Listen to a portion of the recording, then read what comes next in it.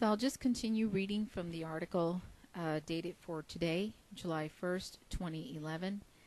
And it goes on to say, new doubts about Strauss-Kahn's accuser would also revive speculation of a conspiracy against Strauss-Kahn aimed at torpedoing his presidential chances. Within days of his arrest, a poll suggested that a majority of French think Strauss-Kahn, who long had a reputation as a womanizer and was nicknamed the Great Seducer, was the victim of a plot. The New York Times first reported on its website Thursday that investigators uncovered major inconsistencies in the woman's account of her background, citing 2 law enforcement officials. The Times also reported that senior prosecutors and Strauss-Kahn's lawyers are discussing whether to dismiss the felony charges, including attempted rape.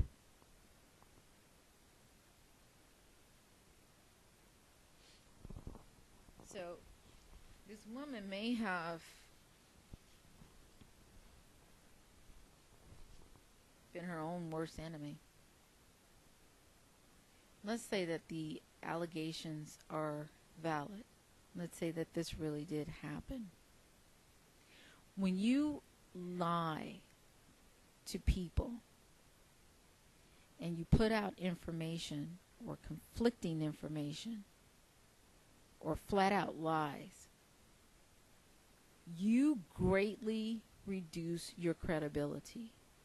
You make yourself look like somebody who is either psychotic or just cannot be trusted. And that is the way this alleged rape victim is making herself look. It goes on with the story to say that defense lawyers have said that the hotel encounter wasn't forced and that they have unreleased information that could gravely undermine the credibility of the housekeeper. The defense was using private investigators to aggressively check out the victim's background and her story. But the Times reported that it was the investigators for the prosecution who uncovered discrepancies. The woman's lawyer has said she is prepared to testify despite a smear campaign against her. The Associated Press generally does not identify accusers in sex crime cases unless they agree to it. So that was today, earlier, around 11:30 a.m. Eastern Standard Time. This is what has come out since then at 1:56 p.m. July 1st, 2011. Strauss-Kahn accuser cleaned after encounter. Now, this story just gets better and better.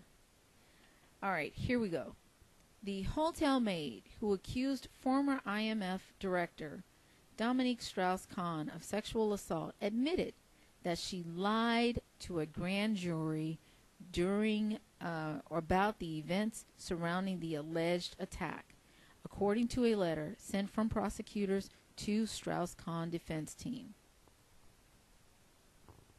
The 32-year-old woman from Guinea accused Strauss-Kahn of chasing her through his luxury suite in May, trying to pull down her pantyhose and forcing her to perform oral sex. Strauss-Kahn's semen was found on the woman's dress, and she reported the alleged assault, but not as quickly as first thought. In a letter dated June 30th, prosecutors said that she admitted that she cleaned another room following the encounter with the French politician and then returned to Strauss-Kahn's room and cleaned that as well, contradicting what she told the grand jury. It was just the latest revelation that has changed or that has damaged her credibility and undermined the prosecution of Strauss-Kahn. In light of the new questions surrounding the case, a New York judge granted Strauss-Kahn's release from house arrest, though the charges have not been dismissed. Among the other revelations revealed in the prosecutor's letter to the defense team, and here they are. The woman's asylum application described how she and her husband were persecuted and beaten by regime forces in Guinea. She claimed her husband was imprisoned, tortured, and subsequently died at the hands of police. The woman later admitted to prosecutors that her account was false and that she had been coached by another man to create the fictional account for the purposes of the application. The woman twice relayed to investigators emotional accounts of how she was gang raped in Guinea. She later said those accounts were false and were similarly used for the asylum application process. However, she did still claim that she was a rape victim, though the details did not match her original story. The woman admitted to using a friend's child to fraudulently claim an additional dependent and increase her tax refund. She also misrepresented her income to maintain housing. Additionally, the New York Times, citing unnamed law enforcement officials, reported that in the day following her accusations against Strauss-Kahn, the woman had a phone conversation with a man imprisoned and charged with possession of 400 pounds of marijuana. So they're digging up this woman's past like you would just not even believe. It says the conversation, which was recorded, she spoke about possible benefits of pursuing the case, two officials told the paper.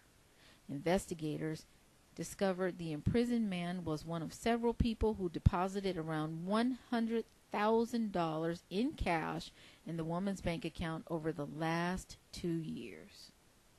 The deposits were made from around the country: Arizona, Georgia, New York, and Pennsylvania. The woman claimed to know nothing about the deposits, saying they were made by her fiancé and his friends. Well, you can only imagine what's going on there. I mean, come on, we know that a lot of these people from Africa are into fraud. They do a lot of fraudulent transactions. Let's not even start speculating on this one. It goes on to say the woman was also paying phone bills to 5 different companies, though she told investigators that she only owned one phone. The accuser's attorney, Ken Thompson, fired back outside court and said she went to the district attorney with information that her application was flawed because she was concerned she otherwise would be sent back to Guinea. It is clear that this woman made some mistakes, but that does not mean she's not a rape victim, he said. He said she came to the United States because she was a victim of genital mutilation and worried that her daughter, now 15, would be victimized as well. He also said she had been raped by soldiers there, but not as it was written in her asylum application. He also laid out details she described of an attack by Strauss-Kahn in the hotel suite, and said her account has remained consistent. From day one, she has described a violent sexual assault that Dominique Strauss-Kahn committed against her, said Ken Thompson.